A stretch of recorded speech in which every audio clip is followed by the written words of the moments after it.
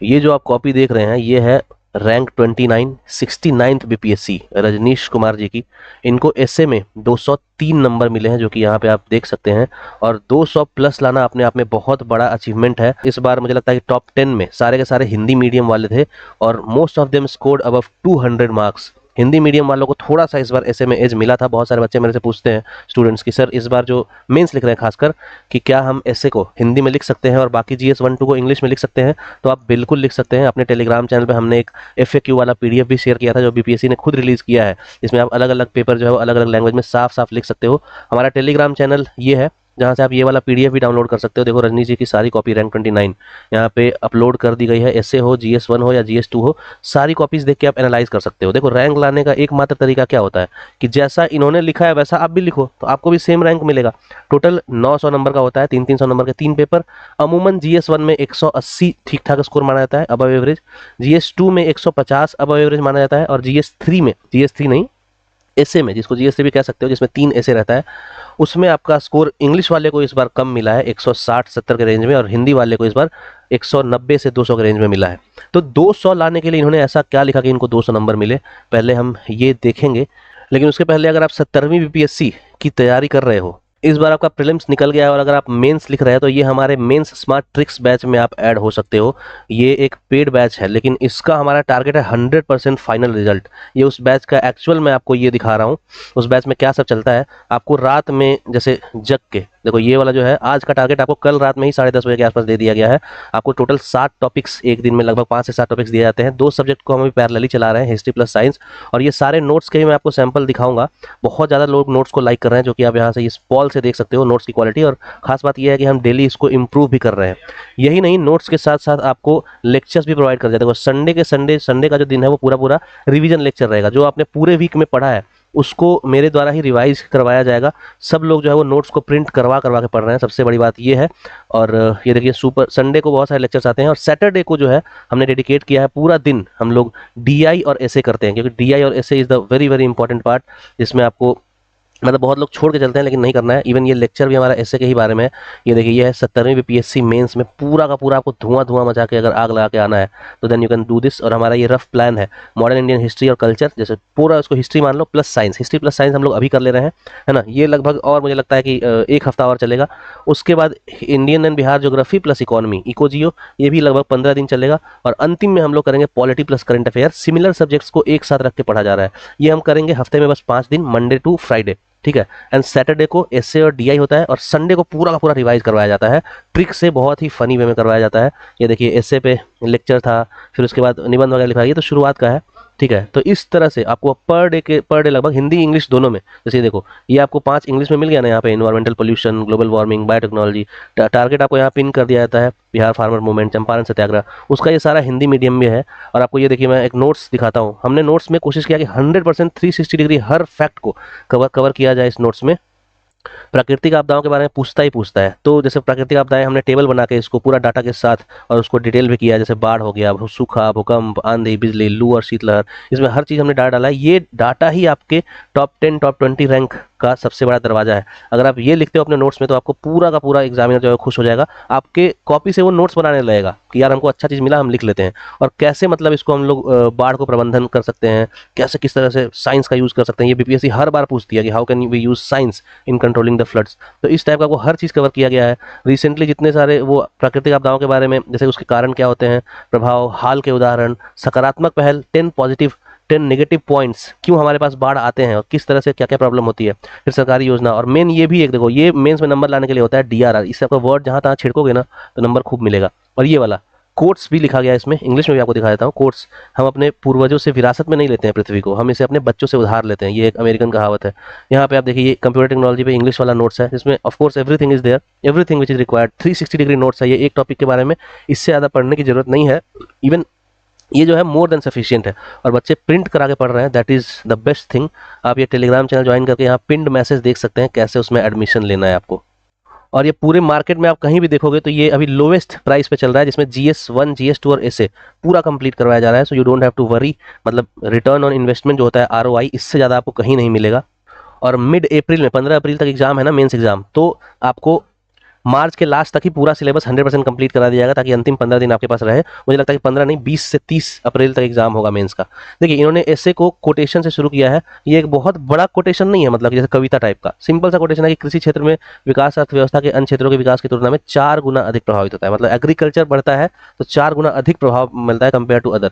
और इन्होंने जो ऐसे लिखा है वो देखो, इनको नंबर जो मिले हैं वो ये वाले भी मिले हैं। कृषि व्यवस्था में सुधार कर देश के ग्रामीण अर्थतंत्र को सशक्त बना सकते हैं। मतलब अगर आपको रूरल इकोनॉमी को मजबूत करना है, तो चूंकि वो एग्रीकल्चर से रूरल इकोनॉमी हजारों साल से जुड़ी हुई है, इसलिए आप एग्रीकल्चर सिस्टम को मजबूत करो, अपने आप गांव की इकोनॉमी सही हो जाएगी। इन्होंने सीधा वर्ल्ड बैंक का डाटा कोट किया। यही डाटा हमारे नोट्स वगैरह सब में हर जगह मिलता भी है। ठीक है, ये टेलीग्राम चैनल है और ये इनका कॉपी है। देखो कृषि व्यवस्था, ये सब वर्ड्स जार्गन्स आपको लिखने हैं। डबल एज्ड सोर्ड्स, दो धारी तलवार। तो नंबर 1 टिप्स 200 लाने के लिए कि आपको कोटेशन से शुरू करना है, साफ साफ लिखना है। देख रहे हो इतना जगह खाली है, साफ साफ लिखना है। और ये मुझे लगता है कि ये जगह जो होता है ना, इसमें आप कोटेशन ही लिख के भर दो पूरा। मैं तो रिकमेंड करूंगा, that is a compulsory rule. कितना इन्होंने मतलब जगह छोड़ा है, बहुत ज़्यादा इन्होंने एकदम ठसम ठसी करके नहीं लिखा है बहुत ज़्यादा कि पूरा कोना कोना भरना है। मतलब अच्छा खासा देखो गैप देख रहे हो, इसमें एक लाइन लिख देता बहुत आदमी। ठीक है, 66 नंबर इनको मिला है पूरा पूरा इसमें। और दो धारी तलवार की तरह होता है इसमें, अर्थव्यवस्था को आधार प्रदान करता है, खाद्य स्रोत, मतलब हम लोग खाने के लिए मिलता है, इकोनॉमी भी सही होती है। ओवरऑल इन्होंने कृषि पे डेटा दिया कि बिहार के कार्यबल का 49% हिस्सा जो है, तो मतलब पूरे देश के एवरेज से बिहार का जो है ओवरऑल कृषि में कार्यबल ये ज़्यादा है। ये डाटा दिया। डाटा और कोटेशन दो चीज़ देखो इन्होंने बहुत ज़्यादा लिखा है, जो कि हमारे नोट्स में पूरा पूरा भर भर के दिया गया है। दो धारी तलवार, ये सब जार्गन्स भी दिए गए हैं, कोटेशंस भी दिया गया है। कृषि क्षेत्र की कैसे भूमिका है भाई, पहले ऐसे का हम लोग माहौल बनाते हैं। देखो ये लिखे हैं, इसे आगे विश्लेषित करने का मैं प्रयास करूंगा। जो ऐसे का है वैसे ही करके ऐसे इंट्रोड्यूस करते हैं। और ये हमारे लेक्चर्स में सब कुछ एकदम डिटेल में बताया जाता है। आप देख लीजिए कि इसका एक ट्रिक्स भी होता है, SPECLIH, social, political, economic, legal, international, historical, हर तरह के एंगल का आप लिखोगे। जैसे आप देखो कि इन्होंने प्राथमिक द्वितीयक क्षेत्र, पहले तो कृषि को 3 क्षेत्र में बांटते हैं, प्राइमरी, सेकेंडरी, टर्शियरी, तो उसके हिसाब से इन्होंने लिखा। फिर उन्होंने प्राथमिक क्षेत्र में कृषि, पशुपालन, मछली पालन, मतलब एक वेल रेड आदमी आंसर लिख रहा है, ऐसा दिखना चाहिए कि अच्छा खासा पढ़ के लिख रहा है। रोड पे सिर्फ ऐसे साइड में चाय पीने वाले लोग उस टाइप से नहीं बात कर रहे हैं। ठीक है, कुल आबादी का 69% देश में रहता है, लेकिन कितना वहाँ ये है, इन्होंने अच्छा एक पॉइंट दिया है ताकि इनको नंबर जो है वो अच्छे मिले हैं। और ये महात्मा गांधी का कोटेशन फिर से आ गया, जो कि इट्स साइन कॉलन 3-4 पेज पे इस टाइप का डालते रहो ताकि उसकी नजर पड़े। देख रहे हो ये एग्जामिनर की कॉपी है भाई, इन्होंने कॉपी चेक किया है, उसका नजर यहाँ पे पड़ा है। भूमि की चकबंदी, इस पे इसका नजर पड़ा है। इस टाइप से नजर उसका अट्रैक्ट करना बहुत जरूरी है, क्योंकि उसके पास अभी इस बार तो 22,000 लोग मेंस लिख रहे हैं 17वीं बीपीएससी में। तो 17वीं बीपीएससी में इतने लोग मेंस लिख रहे हैं, इसका मतलब क्या हुआ कि कॉपी आपकी कहीं खो सकती है, इसलिए इस टाइप का आपको कोटेशन लिखते रहना है। कृषि व्यवस्था में सुधार 3 स्तर पे होती है। कृषि के पहले सुधार कैसे, मतलब कृषि में सुधार करेंगे। ऐसे का एक और रैंक 6 यूपीएससी यक्ष चौधरी भैया ने बोला था राजेंद्र नगर में, कि हर वर्ड पे आप लोग जो है वो ऐसे लिख, हर वर्ड पे 1-2 पैराग्राफ लिख दीजिए, पूरा ऐसे हो गया। जैसे कृषि व्यवस्था पे, कृषि पे लिख दीजिए, कृषि की व्यवस्था पे लिख दीजिए, कृषि व्यवस्था में सुधार पे लिख दीजिए, ग्रामीण अर्थतंत्र पे लिख दीजिए, फिर अर्थतंत्र को सशक्त कैसे बना सकते हैं इस पे एक पेज लिख दीजिए। ऐसे करके हर वर्ड को अगर आप लिखोगे ना, आपका कंप्लीट हो जाएगा। इन्होंने सुधार के बारे में बहुत बात किया है। ठीक है, यहाँ पे देखिए ये सभी जो कैसे कैसे सुधार सकते हैं, सुधार के बारे में बात किया। सशक्त, तो यहाँ पे सशक्त वाला इन्होंने पूरा विश्लेषण चालू कर दिया। उसके पहले सुधार वाला पूरा विश्लेषण इन्होंने चालू कर दिया। तो इस तरह से आपको हर चीज़ में विश्लेषण जो है वो करते रहना है, उसका हर पहलू को, ऐसा क्यों करेंगे, ऐसा करेंगे तो क्या होगा, इसका नेगेटिव पॉइंट, पॉजिटिव पॉइंट्स, बहुत सारी योजना, कैसे हम किस दिशा में आगे बढ़ रहे हैं, ऐसा नहीं होता तो क्या होता। देखो यदि ऐसा ना होता तो अमेरिका, चीन, रूस कब सब लोग कृषि छोड़ दिए होते, लेकिन ऐसा होता नहीं है। किसी भी देश के अर्थतंत्र की धुरी होती है कृषि व्यवस्था। देख रहे हो ये सब बात, तो ये सब आपको लिखना है। महात्मा गांधी का ये कोटेशन है, देखो कृषि पूर्व सुधार, कैसे इसमें लैंड कंसोलिडेशन, लैंड सीलिंग वगैरह के हिसाब से उर्वरा शक्ति में सुधार किया जाता है। दूसरा है कृषि का समय सुधार, और तीसरा है कृषि के बाद सुधार। देखो बिहार के किसान चाची न जाने कितने महिलाओं के लिए प्रेरणा स्रोत हो सकती है। पहले इन्होंने किसी किसान चाची के बारे में वर्णन किया है, उसके बाद से देख रहे हो। और ये सब डाटा जहाँ तहाँ देते रहो, ऐसा नहीं लगना चाहिए कि एक सिंपल आदमी बोल रहा है, नींद से उठ के कोई भी बोल दे रहा है। You have to be very apt in your writing. ये सब वही चीज़ है। यही अगर ये इंग्लिश में लिखते तो शायद इनको 30 नंबर कम मिलता है इस चीज़ में, क्योंकि ओवरऑल एवरेज देखा गया है कि इंग्लिश का इस बार कम है ना। एक 67 बीपीएससी में भी ऐसा कुछ 2 ऑप्शनल को ज़्यादा प्रायोरिटी दे दिया गया था, तो ऐसा होता रहता है। But you have to make sure. English वालों का भी रिजल्ट आया है, टॉप 50 में बहुत सारे लोग हैं, टॉप 100 में बहुत सारे लोग हैं। इवन ये जो 17 रैंक है मीनाक्षी जी, उनकी कॉपी हमने डाली है, वो इंग्लिश मीडियम की हैं। ठीक है, ये देखो भारत को शिप टू माउथ इकोनॉमी की संज्ञा दी गई थी आज़ादी के बाद। इस टाइप से आपको पूरा सारा डेटा देना है। और किसी के बाद जब भी है तो जय जवान जय किसान, लाल बहादुर शास्त्री वाला सब कुछ डालना है आपको। मतलब ऐसे करते करते इन्होंने 700 वर्ड में आपको लिखना होता है। और यहाँ पे देखो खेती में जो मर्जाद है वह कहीं नहीं है, इन्होंने किसी का कोट डाला है। गोदान के होरी का सपना, देखो ये इन्होंने थोड़ा स्पिरिचुअल लिटरेचर वाले को भी ध्यान में रखा है। तो कृषि के हर एंगल को कवर करते हुए लास्ट में इन्होंने फ्यूचरिस्टिक जो है वो नोट पे एंड किया है, कि उनके सपने को वास्तविक धरातल प्रदान करना है अगर इस स्वामीनाथन को, तो सच्ची श्रद्धांजलि हम लोग कैसे अब वो कर सकते हैं। इस तरह से इनका ऐसे खत्म होता है। और लगभग जो है वो 12-13 पेज में आपको ऐसे लिखना होता है। हैंड राइटिंग बहुत ज़्यादा सुंदर होने से अच्छा बहुत ज़्यादा साफ होना बहुत जरूरी है। आपकी कॉपी साफ लगनी चाहिए, इस टाइप से अंडरलाइन करो ताकि एग्जामिनर का ध्यान वहाँ पे जाए, प्लस डेटा वगैरह देते रहो, कोटेशन वगैरह डालते रहो। There is a very high chance that you will score marks above 200। ये इनकी ऐसे कॉपी है। बाकी दोनों ऐसे भी हम कभी और डिस्कस करेंगे, जैसे ये वाला ऐसे, ये सब आप देख लो, मतलब कोटेशन से कैसे शुरू किया इन्होंने, और पूरा आप you can watch it everything on the channel, जो PDF दिया हुआ है उसमें। तो ये सबसे मज़ेदार तो ये वाला होता है, लास्ट वाला, जो मुहावरे पे लिखा जाता है, आगू नाथ न पाछू पगहा, बिन छन के कूदे गधा, बिना छान के कूदे गधा। ये देख रहे हो, तो इस टाइप से निबंध लिखना, बिहार का जो ठेठ आदमी है वही ऐसे पे निबंध लिख सकता है। ऐसा हमने अपने चैनल पे 101 इस तरह के लोकोक्तियों का कलेक्शन एक दिया था, जो आप इसी टेलीग्राम पे देख सकते हो।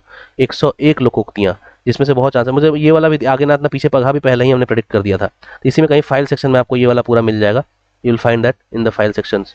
आप यहाँ पे देख सकते हो कि 101 ऐसे जो है वो हमने दिया था, अभी डाउनलोड हो जाएगा तो आप देख सकते हैं। तो ये हमारा आप ज्वाइन कर लें, इसमें आपको हर चीज़ का अपडेट एकदम टाइम टाइम पे मिलते रहता है।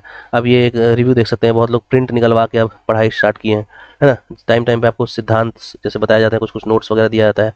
तो एक अच्छा डिसीजन लीजिए। UPSC 2025 के लिए भी बहुत लोग तैयारी कर रहे हैं, उनके लिए भी डेली प्लान दे दिया गया अभी से लेके आप अगले 110 दिन आज से बचा हुआ है PT में। तो उसके लिए क्या करेंगे, ये प्लान आप देख के कर सकते हैं। रैंक 1 BPSC इस बार 69 के जो उज्जवल उपकार जी हैं, उन भाई की हिस्ट्री के नोट्स और साथ में उनके सारे इवेल्युएटेड कॉपीज़ ये भी डाल दिया गया है। तो आप इससे ज्वाइन करके लाभ उठा सकते हैं।